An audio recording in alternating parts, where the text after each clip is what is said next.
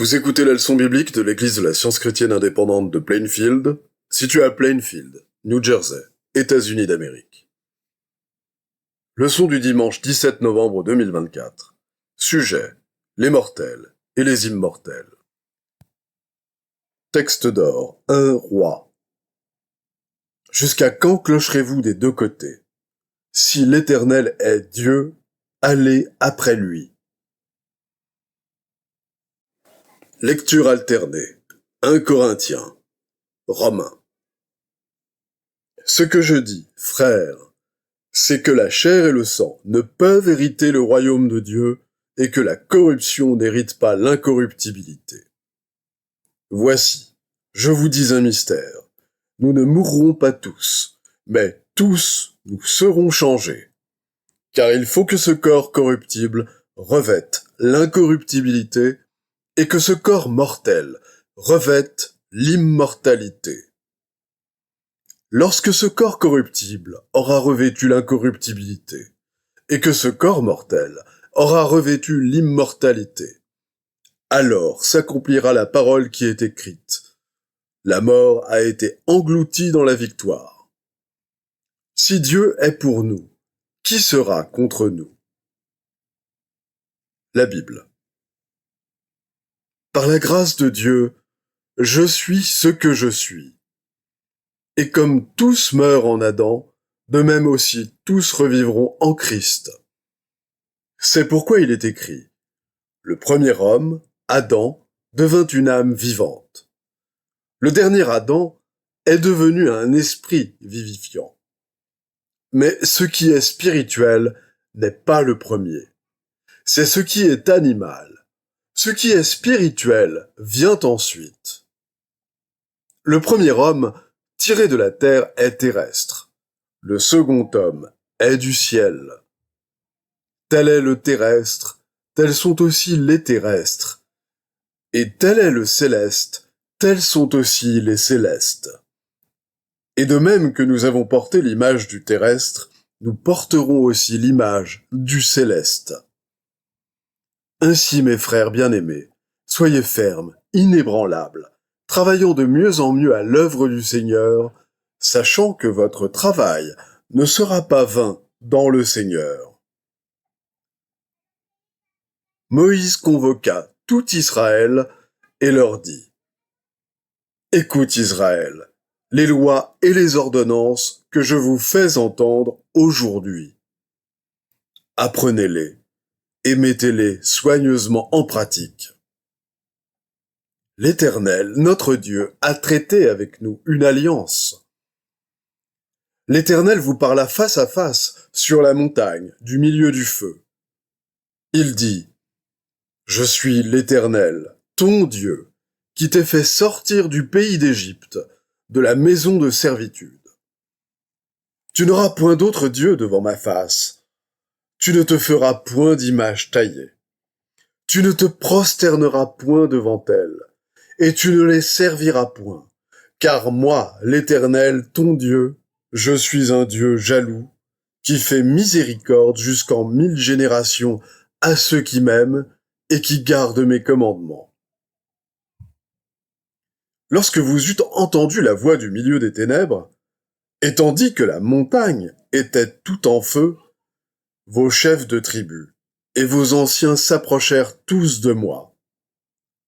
Et vous dites: Voici l'Éternel, notre Dieu, nous a montré sa gloire et sa grandeur, et nous avons entendu sa voix du milieu du feu. Aujourd'hui, nous avons vu que Dieu a parlé à des hommes et qu'ils sont demeurés vivants. Et maintenant, pourquoi mourrions-nous?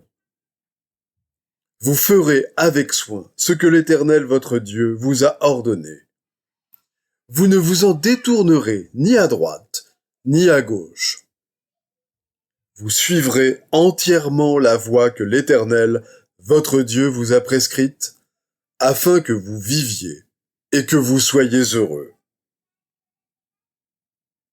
Or, à Jérusalem, près de la porte des brebis, il y a une piscine qui s'appelle en hébreu Bethesda, et qui a 5 portiques. Sous ces portiques étaient couchés en grand nombre des malades, des aveugles, des boiteux, des paralytiques qui attendaient le mouvement de l'eau. Car un ange descendait de temps en temps dans la piscine et agitait l'eau.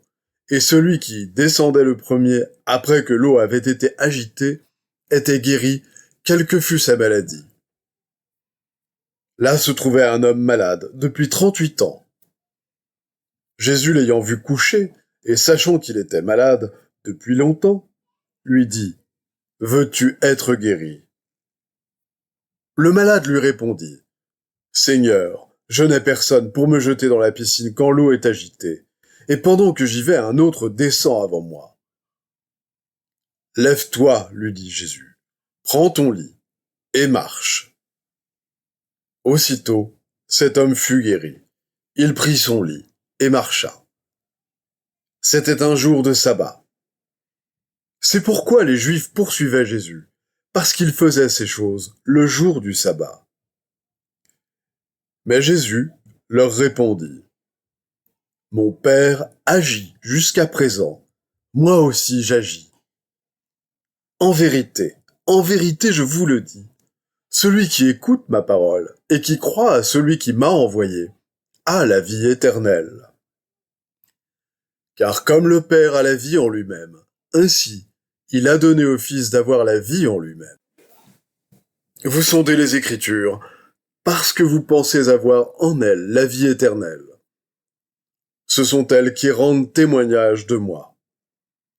Et vous ne voulez pas venir à moi pour avoir la vie. Car si vous croyiez Moïse, vous me croiriez aussi, parce qu'il a écrit de moi. Mais si vous ne croyez pas à ses écrits, comment croirez-vous à mes paroles ? Ceux, en effet, qui vivent selon la chair, s'affectionnent aux choses de la chair, tandis que ceux qui vivent selon l'esprit s'affectionnent aux choses de l'esprit. Pour vous, vous ne vivez pas selon la chair, mais selon l'esprit, si du moins l'esprit de Dieu habite en vous. Et si l'esprit de celui qui a ressuscité Jésus d'entre les morts habite en vous, celui qui a ressuscité Christ d'entre les morts rendra aussi la vie à vos corps mortels par son esprit qui habite en vous. Car tous ceux qui sont conduits par l'Esprit de Dieu sont fils de Dieu. Et vous n'avez point reçu un esprit de servitude pour être encore dans la crainte, mais vous avez reçu un esprit d'adoption par lequel nous crions « Abba, Père ». L'Esprit lui-même rend témoignage à notre esprit que nous sommes enfants de Dieu. Or, si nous sommes enfants, nous sommes aussi héritiers, héritiers de Dieu et co-héritiers de Christ. Qui nous séparera de l'amour de Christ ? Sera-ce la tribulation ou l'angoisse, ou la persécution ou la faim, ou la nudité, ou le péril, ou l'épée ? Mais dans toutes ces choses, nous sommes plus que vainqueurs par celui qui nous a aimés. Car j'ai l'assurance que ni la mort, ni la vie, ni les anges, ni les dominations, ni les choses présentes, ni les choses à venir, ni les puissances, ni la hauteur, ni la profondeur, ni aucune autre créature ne pourra nous séparer de l'amour de Dieu manifesté en Jésus-Christ, notre Seigneur. Ô Roi des siècles, immortel, invisible, seul Dieu, soit honneur et gloire au siècle des siècles. Amen. Je vais maintenant lire les passages corrélatifs tirés du livre d'études de la science chrétienne, Science et santé, avec la clé des Écritures de Mary Baker Eddy. En science chrétienne, l'homme véritable est gouverné par Dieu, par le bien, non par le mal, et que, par conséquent, il est non un mortel, mais un immortel. Nous ne pouvons servir deux maîtres. Être présent avec le Seigneur, c'est avoir non pas une simple extase ou foi émotive, mais la démonstration et la compréhension véritable de la vie telle que la science chrétienne la révèle. Être présent avec le Seigneur, c'est obéir à la loi de Dieu, être absolument gouverné par l'amour divin, par l'esprit, non par la matière. Il n'y a qu'une existence spirituelle, la vie, dont le sens corporel ne peut avoir conscience. Le principe divin de l'homme parle par le sens immortel. Si un corps matériel, en d'autres termes, le sens mortel et matériel, était pénétré de l'esprit, ce corps disparaîtrait au sens mortel, il serait immortel. De même que la lumière détruit les ténèbres et qu'à la place des ténèbres, tout est lumière, ainsi, dans la science absolue, seule l'âme, ou Dieu, communique la vérité à l'homme. La vérité détruit la mortalité et met en lumière l'immortalité. La croyance mortelle, le sens matériel de la vie, et la vérité immortelle, le sens spirituel, sont l'ivraie et le froment que le progrès n'unit pas, mais qu'il sépare. La perfection ne s'exprime pas au moyen de l'imperfection. L'esprit ne se manifeste pas au moyen de la matière, l'antipode de l'esprit. Dieu le bien étant toujours présent, il s'ensuit dans la logique divine que le mal, le contraire supposé du bien, n'est jamais présent. On ne peut pas plus mélanger l'esprit et la matière que le feu et la glace. Si nous comprenions l'empire de l'entendement sur le corps, nous n'aurions pas foi en des moyens matériels. Non seulement, la science révèle que l'origine de toute maladie est mentale, mais elle déclare aussi que toute maladie est guérie par l'entendement divin. Il ne peut s'effectuer de guérison que par cet entendement. Quelle que soit la confiance que nous mettions en un médicament ou en tout autre moyen vers lequel la foi ou les efforts humains sont dirigés. C'est l'entendement mortel, non la matière, qui procure aux malades tout le bien qu'ils semblent recevoir de la matérialité. Mais les malades ne sont jamais réellement guéris que grâce à la puissance divine. Seule l'action de la vérité, de la vie et de l'amour peut donner l'harmonie. Tout ce qui est enseigné à l'homme pour qu'il observe d'autres lois et reconnaisse d'autres puissances que l'entendement divin est anti-chrétien. Le bien que semble faire un médicament toxique est mauvais, car ce médicament dérobe à l'homme sa confiance en Dieu, l'entendement omnipotent, et selon la croyance, il empoisonne l'organisme humain. Les modes de la matière ne forment ni un système moral, ni un système spirituel. La discordance, qui réclame des méthodes matérielles, est le résultat de l'exercice de la foi en des modes matériels. La foi en la matière au lieu de la foi en l'esprit. L'âme a des ressources infinies pour bénir l'humanité. Aussi, arriverions-nous plus facilement au bonheur et serions-nous plus sûrs de le garder si nous le recherchions dans l'âme. Seules des jouissances plus élevées peuvent satisfaire les aspirations de l'homme immortel. Nous ne pouvons circonscrire le bonheur dans les limites du sens personnel. Les sens ne procurent aucune jouissance réelle. Il faut que, dans les affections humaines, le bien l'emporte sur le mal et le spirituel sur l'animal. Sinon le bonheur ne sera jamais gagné. Moïse amena un peuple à adorer Dieu en tant qu'esprit, non en tant que matière, et il mit en lumière les sublimes capacités humaines de l'être conférées par l'entendement immortel. Celui qui n'est pas capable d'expliquer l'âme ferait mieux de ne pas entreprendre d'expliquer le corps. La vie est, a toujours été, et sera toujours indépendante de la matière, car la vie est Dieu, et l'homme est l'idée de Dieu. Il n'est pas formé matériellement, mais spirituellement, et il n'est pas sujet à la décomposition et à la poussière.